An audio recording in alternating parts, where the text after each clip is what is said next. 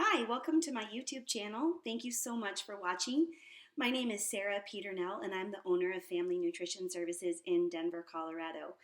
I've been getting a lot of questions about herbal medicine and other herbal formulas and products and even culinary herbs and other foods that can be really helpful for your thyroid. So today I thought I would focus on my top 3 favorite herbs that you can incorporate really easily, even if you know nothing about herbs, that can help both your Hashimoto's autoimmune condition and also help to support your thyroid and production of your natural healthy thyroid hormones on their own. So let's get started.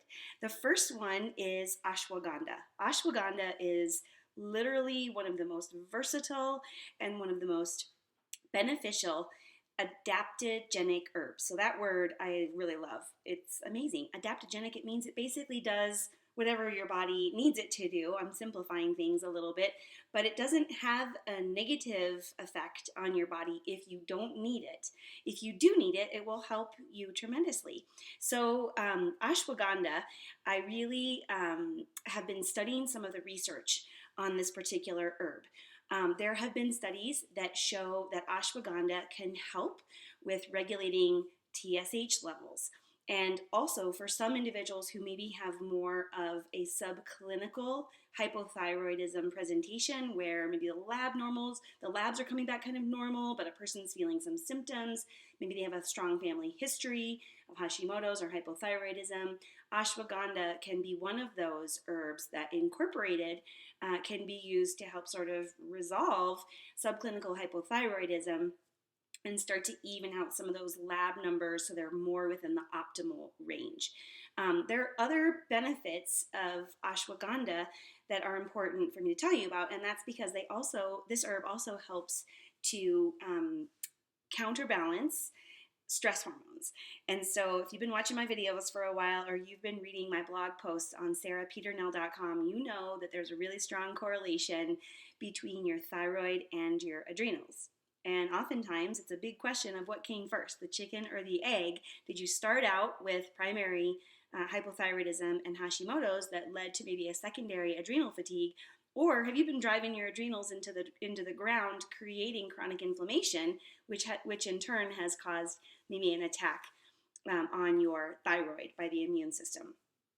Either way, if we don't know the answer to this question, we know we need to kind of support those adrenal glands and support the adrenal hormones and the stress hormones that may be one of the things that are imbalanced and causing, at the root cause of some of your hypothyroidism, your Hashimoto's, but also possibly these hormones, when unbalanced, can cause a lot of hormone imbalance elsewhere in your body, especially in your reproductive hormones.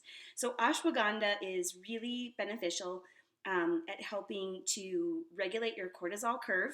Your cortisol is supposed to be elevated when you first wake up in the morning. It kind of mimics or mirrors our circadian rhythm, right? So the sun comes up and you wake up and you feel energized, you feel ready to start the day and take on the world. If you're feeling tired in the morning, maybe you have low cortisol.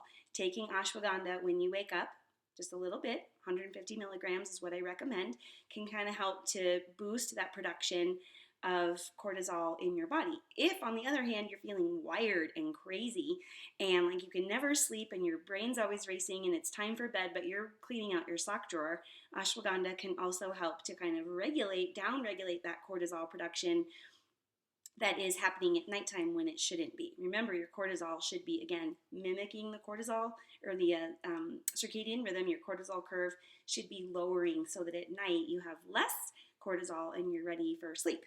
So ashwagandha is a really great herb. I would encourage you to do some more research on this herb on your own.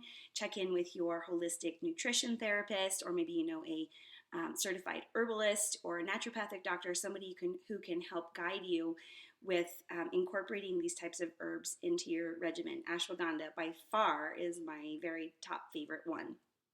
Now, the next one that I'm going to talk about is reishi, which is actually a mushroom. And reishi mushrooms are kind of like all the rage. You go into your health food store and there's like mushrooms everywhere. There's mushrooms in smoothies, mushrooms added as like a superfood, as an ingredient to other foods. I actually have been seeing some bars that have reishi in them.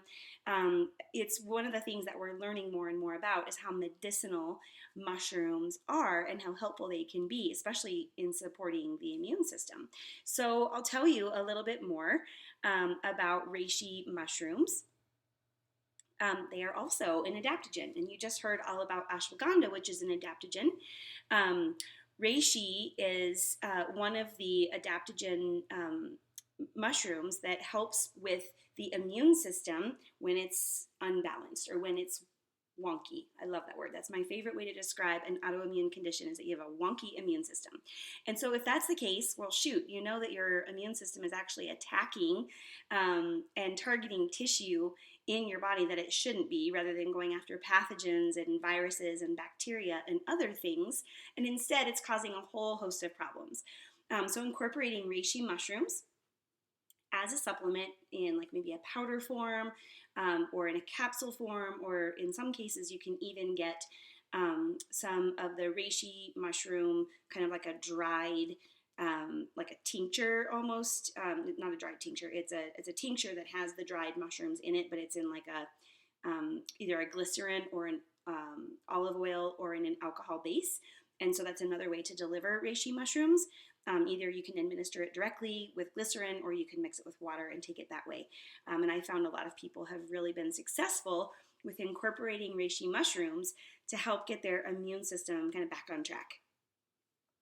Reishi mushrooms can be great for the cold and flu season, for just helping to kind of support and protect and strengthen your immune system against the common pathogens and against the kind of common colds and flu bugs and things that we encounter this time of year. But in general, remember, it's the most effective as an adaptogenic herb to make sure that your immune system is doing what it's supposed to be doing and not attacking yourself. Okay, so check out reishi mushrooms, do a little bit of research on that, and find somebody who can help you with the right dosage and also who can help you with the right application of these herbs. Okay, remember that these videos are not meant to be medical advice and not meant to replace the medical advice of your healthcare practitioner, but these videos are meant to be educational and informative so you can learn about some new things that maybe you were unaware of, especially when it comes to better managing your Hashimoto's disease. Okay, so last one is aloe vera. It's not really an herb, it's a plant. Aloe vera, you think of like my grandma had an aloe vera plant, and we would crack off the leaves and rub the gel all over our skin. This was very helpful if we had like a sunburn or we cut our finger. But also taking aloe vera in a gel, a juice, a capsule format for thyroid health can also be very beneficial. And I'd like to tell you about some new research that is indicating that the aloe vera plant is very beneficial for Hashimoto's in patients, again, with subclinical hypothyroidism. So there's a large group of people, I work with many of them in my practice, where they are uncertain as to whether or not they actually have Hashimoto's. They may have borderline antibodies. They may have some unusual lab results that are coming back, but they're not quite exactly falling outside of the normal range, but they're definitely outside of the optimal range.